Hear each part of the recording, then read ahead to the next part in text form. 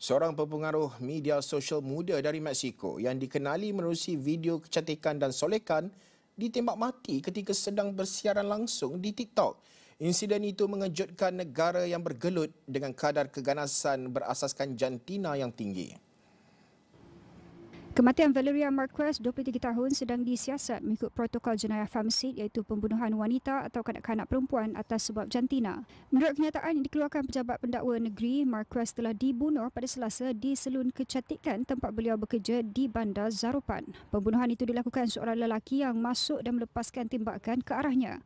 Setakat ini pihak pendakwa belum menamakan sebarang suspek. Beberapa saat sebelum kejadian, Marquez dilihat dalam siaran langsung TikTok sedang duduk di meja sambil memeluk anak patung lembu sebelum ditembak mati. Selepas itu, seorang individu dilihat mengambil telefonnya dan wajah orang itu sempat kelihatan secara ringkas dalam siaran langsung sebelum video itu tamat. Marquez yang mempunyai hampir 200,000 pengikut di Instagram dan TikTok sebelum itu sempat berkata dalam siaran langsung bahawa seseorang telah datang ke salon untuk menghantar hadiah mahal kepadanya. Marquez yang kelihatan bimbang menyatakan bahawa beliau tidak bercadang untuk menunggu individu tersebut kembali.